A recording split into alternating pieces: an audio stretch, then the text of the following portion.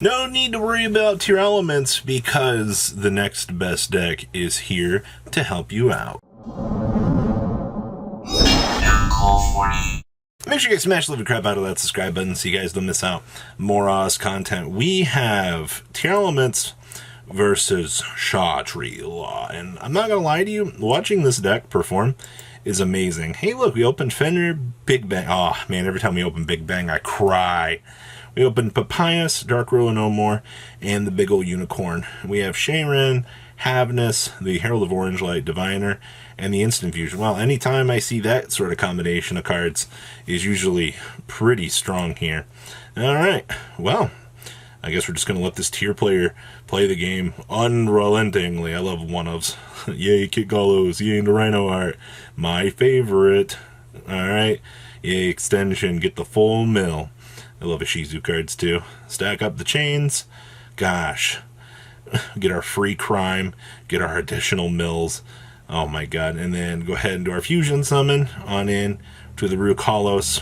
Get the additional mills. Oh my gosh. Alright. Stack up the additional fusions. Yay! Free real estate on Into the Dark and a draw one.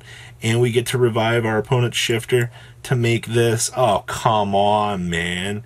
Like, this deck is already inherently unfair. Like, we'll just keep piling on all of the good stuff here. Like, yikeroos.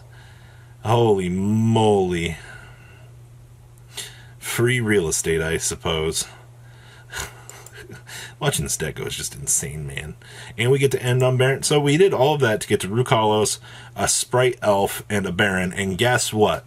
They're both being protected by Sprite Elf. Oh, God. Like, yeah, this deck isn't inherently unfair. Good thing is we have this card, but, like, how much can you actually play through your Dark Ruler? Yup. Don't you love crime when a spell or trap card or monster effect is activated? Negate and do your thing. Well, we tried. Oops.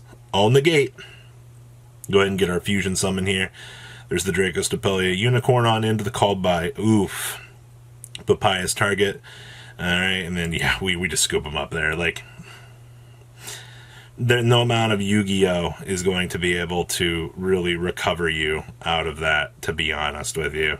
Like, that was just so good.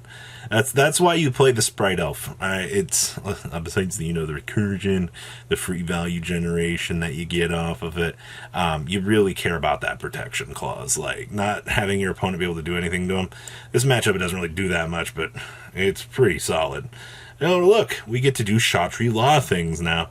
Our opponent did open up Kalbeck though, which is kind of interesting. We're going to slam down Parios, and we're going to go off to the races here. We're going to grab good old Unicorn. Alright, Unicorn, and then Birth on into the Fenrir. Grab the Arise Heart. We're going to go ahead, grab Papyrus off of our Unicorn, slam down the Rise Heart. We're going to go ahead and make the Shangri-La here. Alright, actually pretty good. Big Bang shot on up. Our opponent's going to go ahead and chain Havness here, which is fine. Go ahead and chain the Banish, or get the Banish 3 Shangri-La, Big Bang.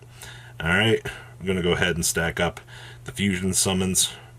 Alright, they'll go ahead and do that. We'll get our special summon off of this. Now they're going to go ahead and chain or do Kaleido on the new stack here to lose the Shangri-La.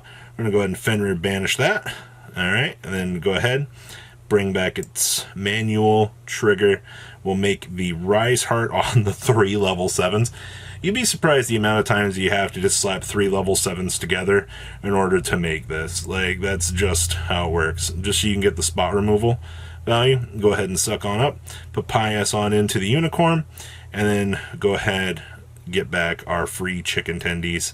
Yay, materials. And we set the Big Bang. And we just pass. So we have a walking, talking Macrocosmo now. Our opponent does draw the Book of Eclipse here, but they can't really do anything with that. Like, unfortunately, yeah, the Book of Eclipse does get them out of the situation, but, like, the rest of their hand doesn't get them anywhere. Now, if they had, like, another effect or something, another tier in their hand, that they could actually capitalize on and generate some sort of advantage tree with, then that Book of Lunar, or that Book of Eclipse off the top deck would have actually mattered. But once again, I guess that's the downside to like more bricky cards. Like, yeah, the Kelbecks are good, but once again, if they can't like extend out, you know, your opponent's not sending cards from the deck to the graveyard, you get like 0 mileage off of them. They just end up being bricks. We opened up Solak, Mudora, Paralineo, Keldo, and Merly here. Alright, interesting. So we'll see what we can get here. Opponent's going to go ahead and fire, get a Kelbeck from the deck. That's interesting. Paralineo, grab the Shayren. Okay. We're going to go ahead and Shayren discard. They're going to go ahead and get the Mills. They're going to go ahead and do a fusion summon here. Interesting. We're going to go ahead and make the kit with the field, and we're going to chain the shifter here. This is actually kind of an interesting play. At this point, you forced your opponent to burn off all of their like resources here, and now that shifter's in play, they've already committed this much to this field. And I actually really like this play, and I definitely want to ask, like, do you think holding the shifter in the situation where you open it makes the plays a lot stronger? Because I think it actually kind of does, man.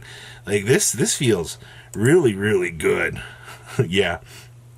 Just straight oof. I feel that, yeah. Got to go ahead and make a commitment for the rotate. Big think. I actually feel bad there. Yeah, we're going to get a crime, which is actually pretty solid. Alright, we drew the Tearlaments, Shatri Law, and we have Fenrir. This is going to be the good card here. This is the free real estater. I'm going to go ahead and slam down the Feather Duster. They're going to go ahead and attempt to chain crime here. Well, I mean, sure. We go ahead and lose this. We shuffle back our Feather Duster. That's fine. We don't care. We're going to bring down the Fenrir. Opponent's going to go ahead and Solak this. Oh, sure.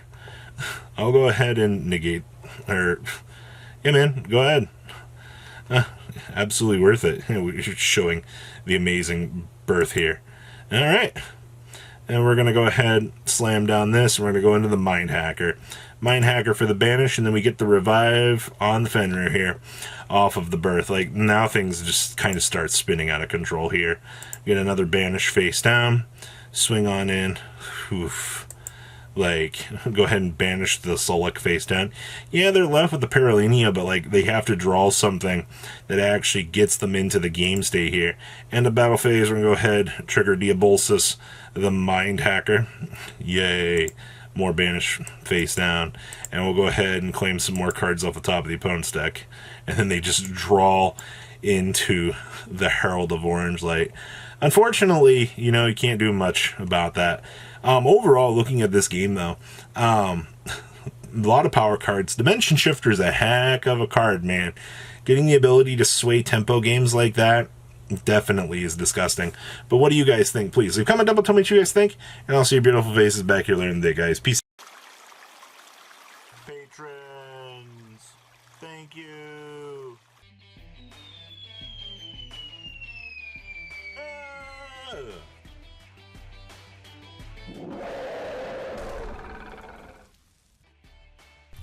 Thank you so much for watching. Check out these other videos.